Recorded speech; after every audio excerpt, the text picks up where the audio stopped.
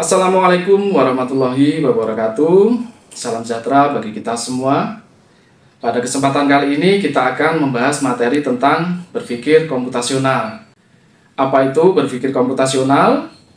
Berpikir komputasional adalah metode atau cara untuk memecahkan masalah dengan menggunakan prinsip-prinsip atau konsep-konsep yang digunakan dalam ilmu komputer. Metode atau cara berpikir ini kita gunakan untuk menemukan solusi yang efektif, efisien, serta optimal sehingga solusinya bisa dijalankan oleh manusia maupun mesin.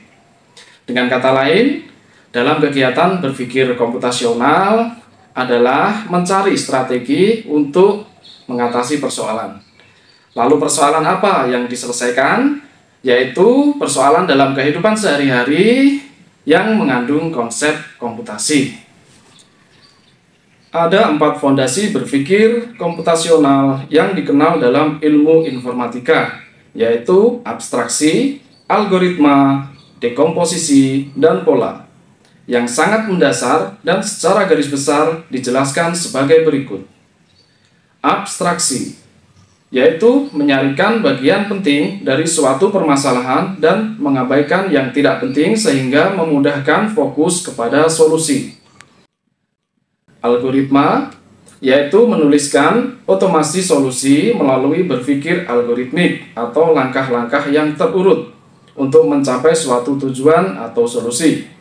Jika langkah yang runtut ini diberikan kepada komputer dalam bahasa yang dipahami oleh komputer, kalian akan dapat memerintah komputer mengerjakan langkah tersebut. Dekomposisi dan formulasi persoalan sedemikian rupa sehingga dapat diselesaikan dengan cepat dan efisien serta optimal dengan menggunakan komputer sebagai alat bantu. Persoalan yang sulit apalagi besar akan menjadi mudah jika diselesaikan sebagian-sebagian secara sistematis. Pengenalan pola.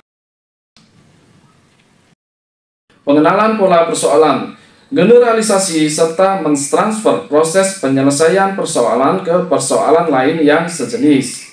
Selanjutnya mari kita bahas satu persatu dari 4 fondasi berpikir secara komputasional. Yang pertama adalah berpikir secara abstraksi. Kita ambil contoh. Ketika ada pertanyaan, apa saja yang sudah kamu lalui hari ini dalam perjalanan ke sekolah? Tentunya ada banyak kejadian yang dilalui anak ketika mereka keluar dari rumah sampai ke sekolah. Mereka juga akan bertemu dengan banyak orang, melakukan dan melihat banyak hal. Namun biasanya anak akan memilih menceritakan hal yang paling berkesan bagi dirinya dan mengabaikan cerita lainnya. Tanpa disadari, ini memicu proses berpikir abstraksi anak. Selanjutnya adalah fondasi berpikir komputasional secara algoritma.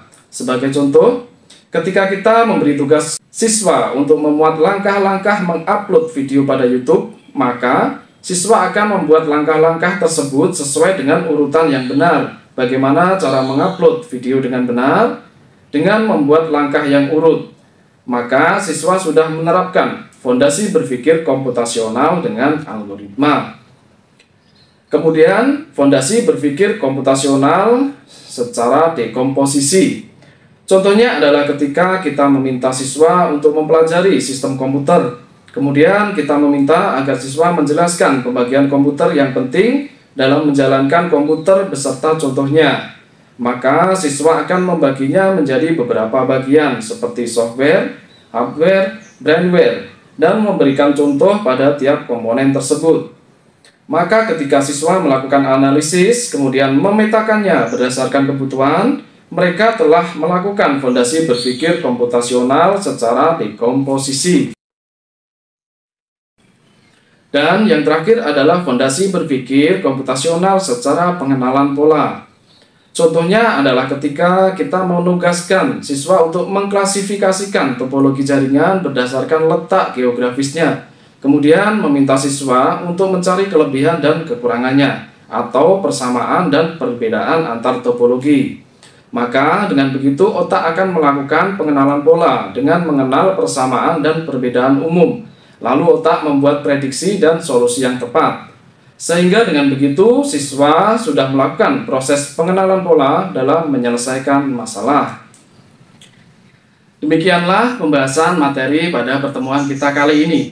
Maka dapat kita simpulkan bahwa dengan berpikir komputasional, seseorang akan mudah untuk mengamati masalah, mencari solusi dari suatu permasalahan, memecahkan permasalahan, dan dapat mengembangkan solusi atau pemecahan masalah. Selain itu, berpikir komputasional mengasah diri kita untuk lebih efektif dan efisien. Sekian, terima kasih. Sampai jumpa pada video-video pembelajaran berikutnya. Wassalamualaikum warahmatullahi wabarakatuh. Salam sejahtera bagi kita semua.